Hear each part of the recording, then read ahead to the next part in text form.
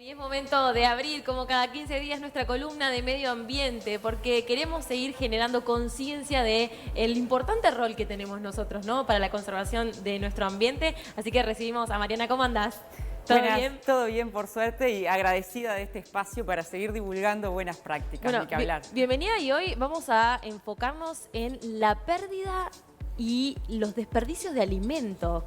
¿Qué significa una pérdida de un alimento? Ahí va, y hablamos, estaba mencionando recién Claudia, diciembre, ¿no? Pensamos en fiestas, pensamos en qué comer. Claro. Y entonces, en ese qué comer, también pensar en cómo disminuir las pérdidas y los desperdicios de alimentos, porque nuestras prácticas tienen mucho que ver en cuánto tiramos, ¿no?, a la basura, cuánto alimento. Claro. ¿En qué se diferencia una pérdida de un desperdicio, por ejemplo? Ahí va. En realidad, técnicamente diferenciamos en esta cadena de valor cuando se da esa ineficiencia, esa pérdida. O sea, la cadena de producción de alimentos, la producción, la cosecha, la distribución, la logística, que lleva a los puntos de venta, sí, llega a nuestra mesa el consumidor, ¿no? Y entonces, cuando se dan las primeras etapas de producción y cosecha, ahí hablamos de pérdidas, ¿no? Ajá, esas bien. pérdidas. Y después hablamos, cuando se da el tirar o el residuo, luego de que llega al consumidor, ahí es que hablamos de desperdicios de alimentos. Pero es medio que lo mismo, claro, decir alimentos de consumo humano que no estamos aprovechando, de ahí la importancia. Pero es importante la conciencia y es importante hablar de esto. ¿Por qué? ¿Por qué tenemos que tener este concepto en nosotros y en nuestra cotidiana? Tiene como muchos aspectos, ¿no? Por un lado, capaz que el principal es que de los Objetivos de Desarrollo Sostenible, el número 2 habla de cero hambre, ¿no? De hambre cero, en realidad, técnicamente, ¿no? Primero ese, que no vamos a ahondar ahí. Pero en segundo lugar, que esos desperdicios de alimentos están en nuestros residuos. Y nosotros, que estamos preocupados por mejorar la gestión de los residuos, primero empezar a entender eso, que son parte importante de los residuos orgánicos, que tenemos yerba, café, pero ahí también hay mucho desperdicio de alimentos. Y entonces, claro, está la ineficiencia, eso que compramos, que estamos tirando, claro, cómo dar buenos consejos o tips para cambiarlo, ¿no? Y quizás también se le pueda sacar provecho. ¿Qué pasa en el Uruguay? ¿Hay estudios que determinen cuánto se desperdicia, cuánta pérdida tenemos? Sí, hay estudios bastante recientes de la FAO, una agencia de alimentación y agricultura, que para Uruguay específicamente habla de 1 millón de toneladas de alimentos desperdiciados.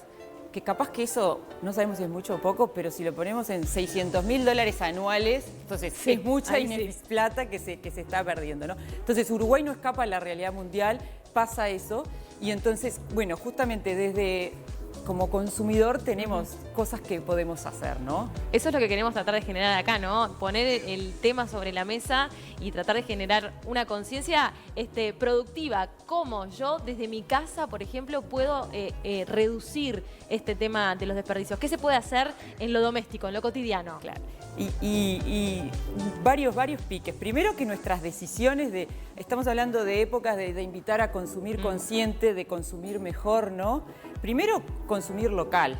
¿Qué quiere decir? Comprar de algo que se produce en el Uruguay, y claro, eso repercute directamente en nuestra economía. Cuando hablamos de comprar mejor, comprar de estación, ¿no? Ese es otro.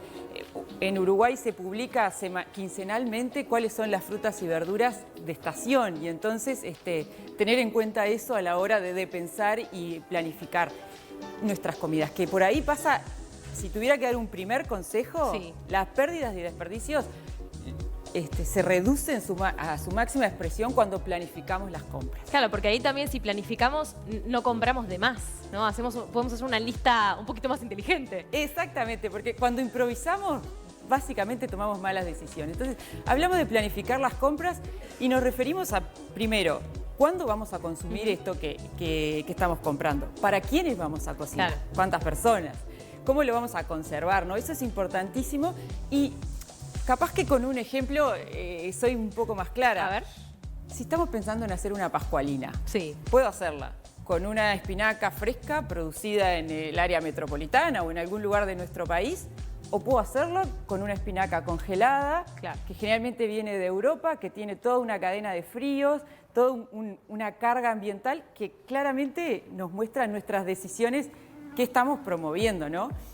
Y también como yo soy bastante inexperta en temas de cocina, entonces Sí. todos tenemos que aprender, ¿no? Asesorarnos, ¿no? Exacto, aprender a incorporar eso que en general descartamos.